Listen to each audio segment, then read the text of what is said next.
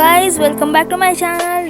ಈ ಚಾನಲ್ನಾಗೆ ನಾನು ಕುಕ್ಕಿಂಗ್ ಮಾಡ್ತಿದ್ದೀನಿ. ಕುಕ್ಕಿಂಗಲ್ಲಿ ಕಾಜು ಮಸಾಲ ಮಾಡ್ತಿದ್ದೀನಿ. ಕಾಜು ಮಸಾಲ ಮಾಡಿಕೊಂಡು ಈಗ ಟೊಮೆಟೊ ಈರುಳ್ಳಿ ಹೆಚ್ಚಿಟ್ಕೊಂಡು ಕಾಜುನ ಹುರ್ಕೊತಿದ್ದೀನಿ. ತುಪ್ಪ ಜೊತೆಗೆ ಹುರ್ಕೋಬೇಕು ಗೈಸ್. ಈ ಕಾಜುನ ಎಸ್ಪೆಷಲಿ ಇದನ್ನು ಹುರಿದಿಟ್ಕೊಂಡಿದ್ದಾದಮೇಲೆ ಇವೆರಡೂ ಹುರಿಬೇಕು ಗೈಸ್. ಆಮೇಲೆ ಇದನ್ನು ಈ ಸಪ್ರೇಟಾಗಿ ಕಾಜು ತೊಗೊಂಡು ಇದನ್ನು ಸೋಕ್ ಮಾಡಬೇಕು 15 ಮಿನಿಟ್ಸ್ ತನಕ, ಅಂದರೆ ನೆನೆಸ್ಬೇಕು 15 ಮಿನಿಟ್ಸ್ ತನಕ.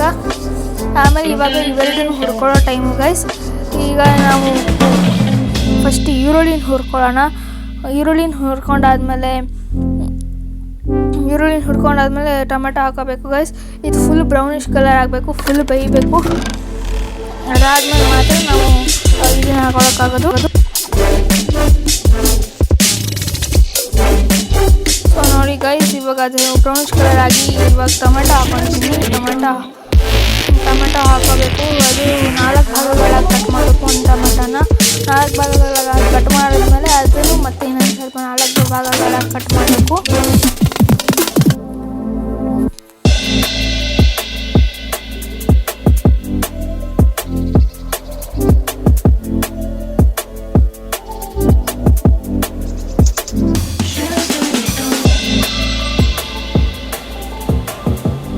ಸೊ ಗೈಸ್, ಇದು ಬೆಂದಾಗಿದೆ.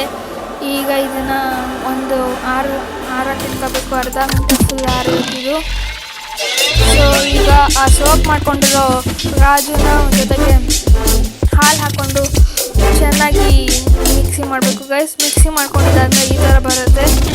ಇದನ್ನು ಹಾಕೊಂಡ್ಮೇಲೆ ಈಗ ಮಿಕ್ಸಿ ನಾವು ಅರ್ಧ ಗಂಟೆ ಆಗಿದೆ.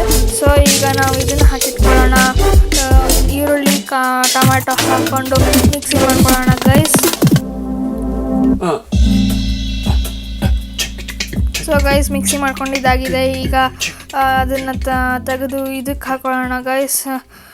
ಇದಕ್ಕೆ ನಾನು ಚಕ್ಕೆ, ಲವಂಗ, ಆಮೇಲೆ ಬೇ ಲೀಫು, ಜೀರಿಗೆ ಹಾಕ್ಕೊಂಡು ಇದನ್ನು ಕಲಿಸ್ತಿದ್ದೀನಿ ಗೈಸ್.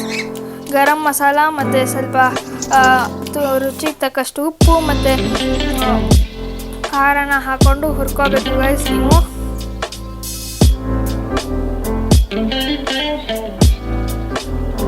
ಸೊ ಗೈಸ್, ಆ ಪೇಸ್ಟ್ ಹಾಲು ಮತ್ತು ಕಾಜಿದು ಪೇಸ್ಟ್ ಮಾಡಿ ಇಟ್ಕೊಂಡಿದ್ದಾಗಿದೆ.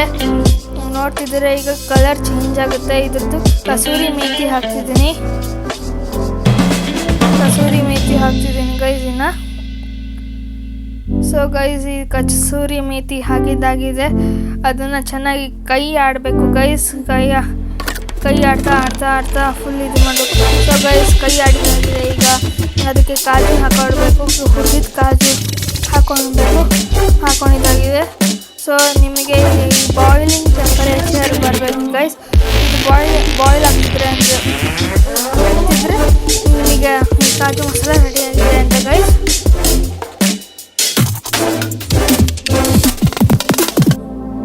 ಸೊ ನೋಡಿ ಗೈಸ್, ಇದು ಬಾಯ್ಲ್ ಆಗ್ತಿದೆ. ನಂದು ಬರ್ತಿದೆ, ಎದ್ದೆಲ್ಲ ಬರ್ತಿದೆ. ಈ ವಿಡಿಯೋ ನಿಮಗೆ ಇಷ್ಟ ಆಗಿದ್ದರೆ ಲೈಕ್ ಮಾಡಿ, ಶೇರ್ ಮಾಡಿ, ಸಬ್ಸ್ಕ್ರೈಬ್ ಮಾಡಿ, ಕಮೆಂಟ್ ಮಾಡೋದು ಮಾತ್ರ ಮರಿಬೇಡಿ.